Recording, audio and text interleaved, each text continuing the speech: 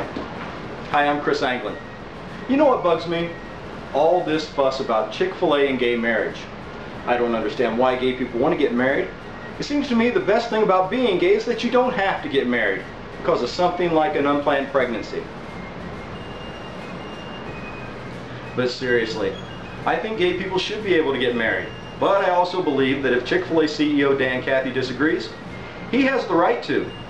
What really amazes me is the politicians chiming in, like Boston Mayor Thomas Menino and Chicago's Rahm Emanuel. What kind of civic leaders are these guys who in a time of economic crisis would tell a growing business that will create jobs and add to the tax base of their cities that they don't want them there because of something the CEO said? And you would think that Rahm Emanuel, a guy who was savvy enough to get a black man with a Muslim name elected president of the United States, would realize that it's unconstitutional to refuse Chick Fil A the right to do business in Chicago based on the religious and political views of his CEO.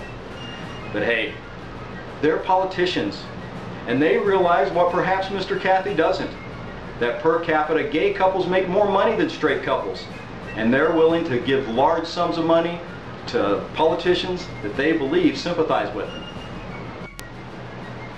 But while supporters of gay marriage protested, Chick Fil A had record sales, which proves that a man can stick to his principles and still be successful in America.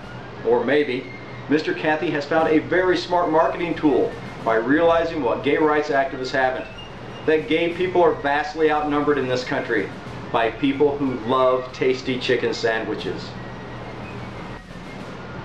It all boils down to our First Amendment right of free speech.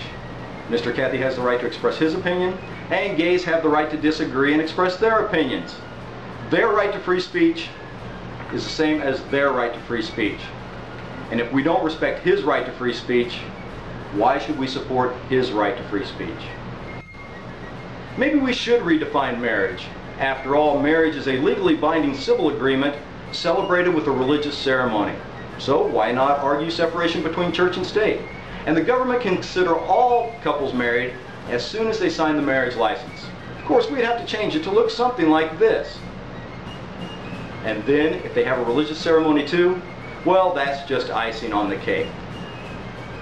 Let's face it, marriage is just a word.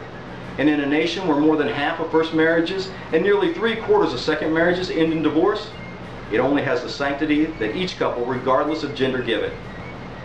Lighten up, America.